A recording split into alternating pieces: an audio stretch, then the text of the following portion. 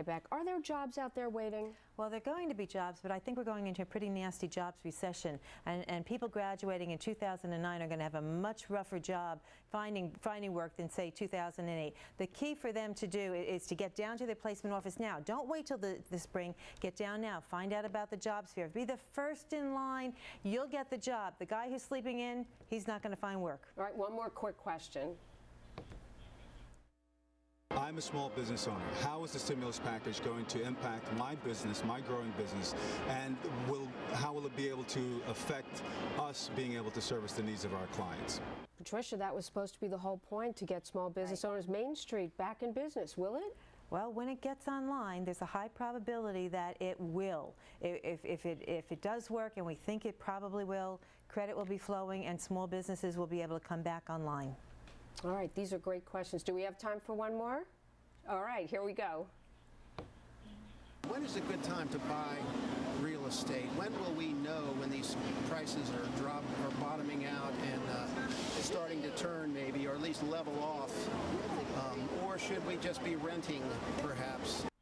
Another great question. I'm advising people to check your credit report right now, because when the time is right, you want to make sure everything is in order, because it's going to be harder to get credit even though the money will be there. Absolutely, and use this time to accumulate a better down payment for real estate. But I think you have a lot of time before real estate bottoms, so I wouldn't rush out there and do anything. I think you have a lot of time. Get your ducks in line and be ready. Maybe it's going to be not in 2009, but maybe 2010.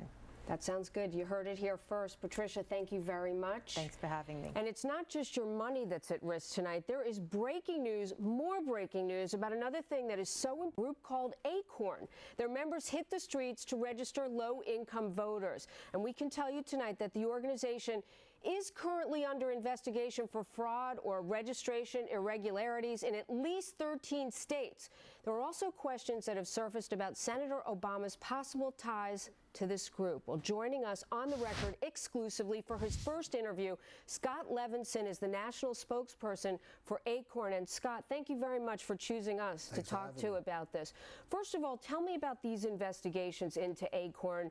Every day we hear new information about people who can't even remember how many times they were encouraged to actually register by Acorn representatives. Let's talk about what the real story here, because it's actually a great story. Acorn, along with Project Vote, registered 1.3 million folks over the last year.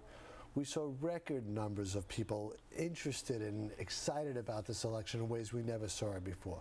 There are poor people and young people who are participating in this election in ways they never participated before, and that's our mission. Our mission is to enfranchise the disenfranchised and empower the disempowered. Well, if you're going to sign up voters, real quick, proud of the work we do. You have signed up a lot of voters. I'm not sure you can personally answer, but if you can, how many of them are legal voters and have the right to vote? But why just the poor and disenfranchised? Because perhaps that benefits one party or another, one candidate or another. There's lots of wealthy people who are apathetic who might not vote. Why don't you just do a general get out the vote? In fact, we are nonpartisan. We don't ask somebody their income level. We don't ask somebody who they're voting for. We don't ask somebody what party they belong to when we register them to vote.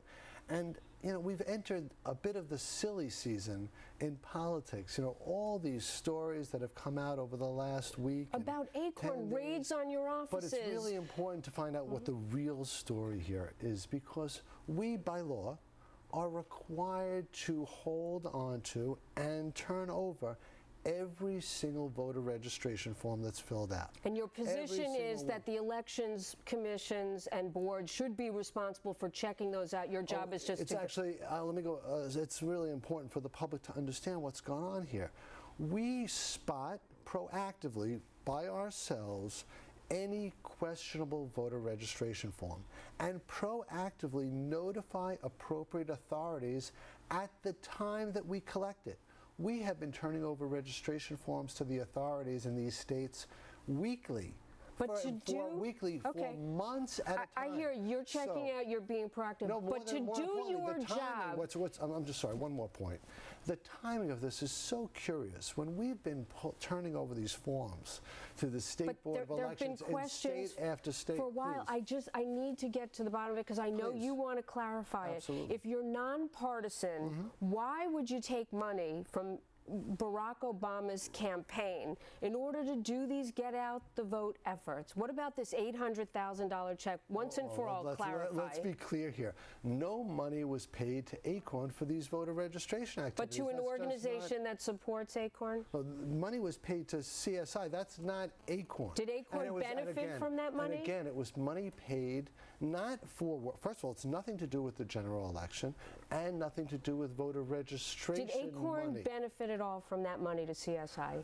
Acorn got money from CSI for turnout work in the primary season. Okay, has Acorn done anything wrong, or are you comfortable that they've done everything they can to make sure everybody they sign up is allowed to what vote? Acorn did along with Project Vote is as American as apple pie. What we're doing is out there encouraging people to participate in the process. That Okay, work should well, be applauded. I guess, and thank you for coming on and talking Thank to you us for about it. having me. But I guess the question is, why then all of these investigations? We'll follow it. The We'd love timing to is have you back. curious. We would Love love to to be have you back.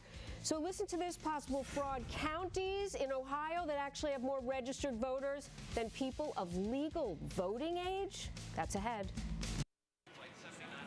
National Car Rental